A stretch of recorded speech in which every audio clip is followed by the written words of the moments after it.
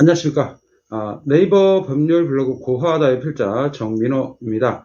자, 오늘은 여러분께 계약서 리스크에 관련돼서 말씀을 드리도록 하겠습니다. 계약서는 자유롭게 작성이 가능합니다.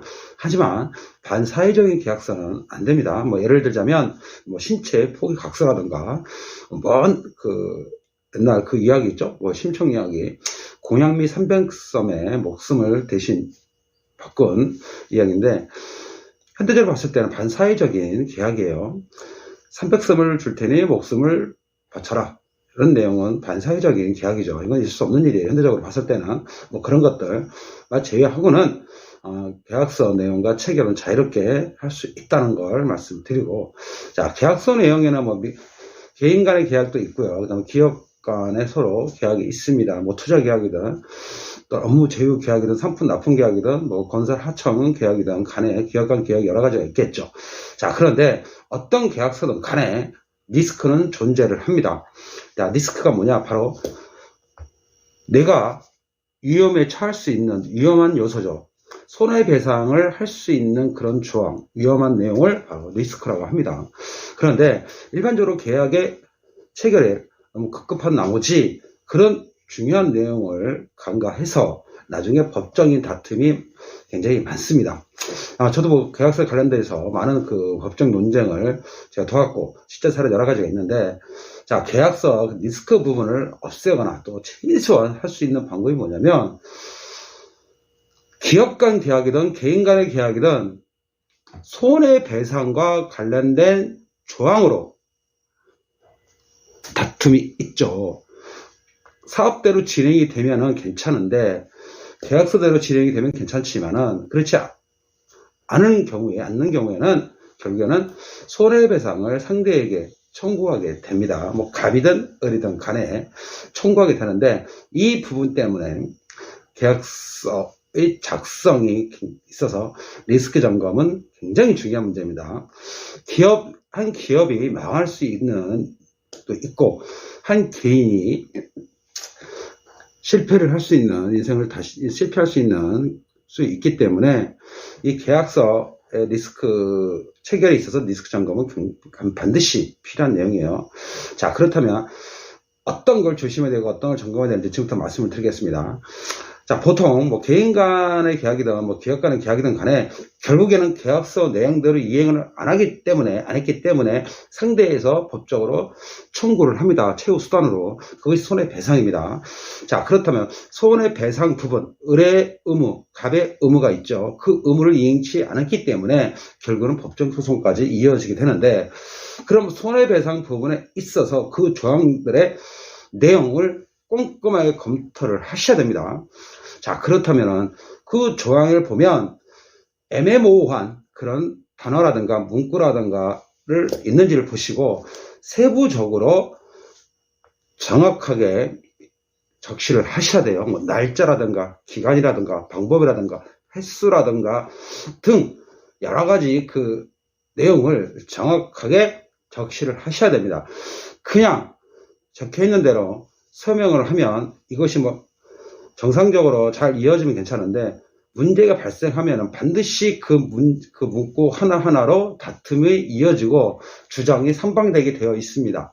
이걸 예방하기 위해서는 누가 작성을 했던 간에 그 문구 하나하나에 세부적으로 추가로 정확히 적시를 하셔야 돼요. 자, 그럼 방어권이라는 것이 무엇이냐면은, 만약의 경우에 이게 법적인 다툼으로 이어질 경우에는 나를 방어할 수 있는, 내가 주장할 수 있는 내용을 적시를 해야 한다는 겁니다. 있어야 한다는 거예요. 그게 방어권입니다. 계약 체결대로 이어져서 성공하면 괜찮은데 그렇지 않은 경우가 종종 많이 있어요. 자, 그렇다면 계약서를 내가 작성을 했던, 또는 나는 계약서를 하지 않았더라도 방어권 내용이 있는지 없는지를 반드시 확인하셔가지고 방어권 내용을 추가하셔야 돼요. 얘기죠.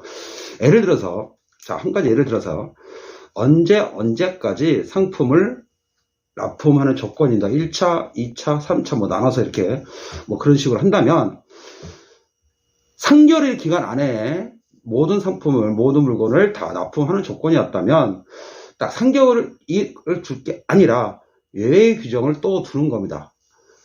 외의 규정을 3개월 아니라 외외로 15일, 뭐 20일 내지 보름 이렇게 또 기간을 두는 거예요. 왜냐하면 사람이 하는 얘기이기 때문에 어떤 일이 변수가 일어날지 모르기 때문에 만약을 대비해서 내 방어할 수 있는 거를 추가적으로 넣는 거예요. 방법도 마찬가지입니다. 방법이라면은 이 상품을 어떻게 납품할 건지, 비행기로 갈 것인지, 뭐 배로 갈 것인지 여러 가지 있겠죠. 그런데 알다시피 이 항공이 날씨 변화가 있을 수 있고 여러 가지 상황이 발생할 수 있기 때문에 만약 이런 경우 지키지 못할 경우에는 어떻게 할 것이냐. 근데 또 다시 예외 규정을 또 두는 겁니다. 이런 상황이 없어지고 뭐 날씨가 좋아진다든가 뭐 그 지역에 전쟁이 발발했다든가 여러 가지 상황이 있다면 그 내용이 없어질 때까지를 또 외의 규정을 둔다든가 하는 거예요. 기간이라든가 뭐 방법, 횟수 등을 그렇게 내가 방어할 수 있는 만큼 늘리면 되는 겁니다. 충분히. 자, 그렇게 해서 하시고, 자, 또 한 가지 중요한 내용은 또, 뭐냐면은, 손해배상 조항에서, 나중에는 뭐 5천만 원이든 1억이든 뭐 10억이든 간에 금액이 있을 수 있겠죠. 그 이상 될 수도 있고, 이 금액에서 갑의 의무가 있고 을의 의무가 있는데, 작성 주체자는 갑보다는 을의 책임을 더 많이 내용을 적시를 하게 되어 있어요. 그 책임을 더 무겁게 합니다. 을에 대한 책임을. 자, 그렇다면 을도 마찬가지예요. 그 계약서 내용의 갑의 의무도 똑같이 동등하게 작성을 하셔야 됩니다. 적시를 하셔야 돼요. 내가 지킬 게 10가지라면 상대방도 갑도 10가지의 책임과 의무가 있어야겠죠. 그런 동등한 평행한 그런 계약서가 돼야 한다는 걸 명심하시고 그런 주장을 하시면 될 것 같습니다. 자, 또 하나 기업 간의 이제 계약인데, 기업 간의 계약은 뭐 국내 계약은 앞서 말씀드린 그런 부분이 뭐 거의 동일합니다. 하지만 요즘에 영문계약서가 많이 있어요. 영문계약서.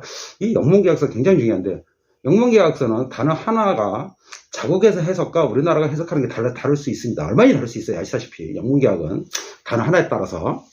자, 그렇게 되면 그 단어 하나 때문에 한 회사가 망할 수도 있는 일이 발생할 수 있습니다. 우리나라 손해금액과 또 그 나라의 손해금액이 차이가 있기 때문에 한 기업이 망할 수 있는 게 바로 계약서예요.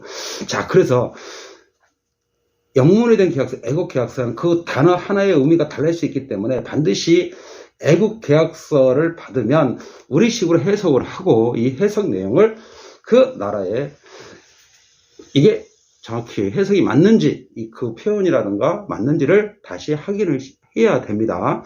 물론 그것도 다 자료가 남아 있어야겠죠. 단어 하나하나에 전부 다 확인을 받아야 돼요. 그러니까 동일하게 그 애국과 우리나라의 그 단어의 해석이 같다는 거예요. 같다는 거죠. 또 그 나라의 법으로 나중에 다툼에 했을 때 그 나라의 법의 기준을 할 것인지 우리나라의 법의 기준을 할 것인지도 또 점검해야 될 부분이고요. 물론 서로 간에 자국의 법으로 하는 게 더 유리하겠죠. 하지만 이 부분 역시 조율을 해서 최대한 우리 쪽에 유리하게, 우리 기업에 유리하게 해야 된다는 걸 말씀을 드리고 싶습니다.